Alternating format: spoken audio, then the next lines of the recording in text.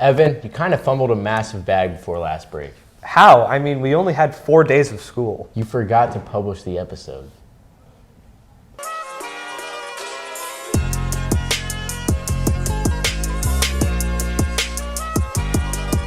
Welcome back to the Sam Bennett Fan Club. It's your hosts, Evan and Aiden. On today's show, we recap and preview some of Westfield sports, and Rowan runs us through the NBA playoffs. Yes, I dropped the ball. Despite your nearly flawless year, you really did. Does this mean we need a break? Stay tuned for some news on that. Let's start with the sport we haven't really covered a whole lot, baseball. Before break, they went 2-1, beating North Central in a shootout 15-12. Then Wednesday and Thursday, before break, we split the series versus Franklin Central, losing first at home 3-2, then winning on the road 8-6. In the North Central game, we combined for 14 hits, had a combined 12 runs in the first 2 innings, and had 4 stolen bases as a team. Matt Drozlik, who in the fall was a tennis phenom, went 3 for 4 in this game at the plate with 2 doubles and 4 RBIs. In the Franklin Central series, although the first game was rough offensively, we combined for 11 hits, all of which were dispersed evenly, and Jacob Culp went 5 1/3 innings with 6 strikeouts. In game 2, however, there was definitely a unanimous MVP. You're exactly right, Aiden. That MVP is Ty Anderson. Not only did he go 5 innings on the mound, only allowing 3 hits and earning 4 strikeouts, but he went 2 for 4 at the plate after he was taken out, batting in a run in the process. The boys were supposed to have 3 away games in Tennessee over break, but after some rain moved in and out of the area, only 1 was played. That game was an 11-8 loss. In this one, it was Colin Lindsay and his 2s. 2 hits, 2 doubles, and 2 RBIs.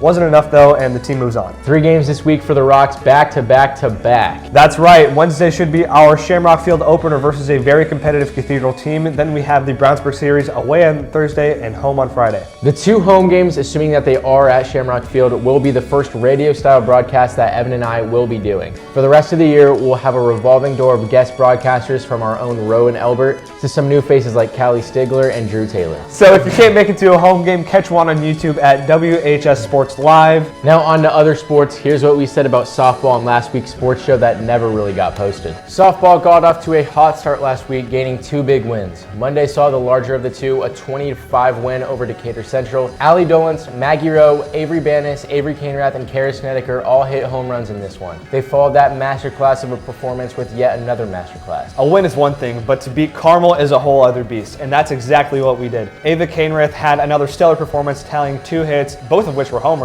and 3 at-bats and 4 RBIs. Karis Snedeker and Allie Dolance also homered again in this one. Now last week we said that they'd play Friday, but that got canceled and moved to another time because of weather. This week we see the Lady Rocks play twice, away at Franklin Central Tuesday, here's that score, and away at Pendleton Heights on Thursday. Since then, they lost a tough battle to Pendleton Heights 11-6. This week they play Brownsburg on Tuesday, here's that score. They also play at Greenfield Central on Wednesday and a tournament in Lake Central on Saturday, where they'll play 3 games. On to lacrosses, here's what we said about them in the Phantom episode. In guys lacrosse news, they went winless last week with a tough and close loss to Brebeuf 8-7 and took another loss Saturday to South Oldham. In the Brebeuf game, Theo Digger was the man of the match, catching 3 goals and an assist. They have quite a bit of time off as they don't play until April 12th at Bishop Chatard. Girls lacrosse, on the contrary, had an amazing week last week despite their packed schedule. After a loss Tuesday to Brebeuf, they went on a 2-game win streak to end out the week. They notched a road win at Fishers on Thursday and a 12-8 away win at Penn on Saturday. They have 1 game left on their schedule before break, a home game versus AJC on Tuesday. Here's the score to that one.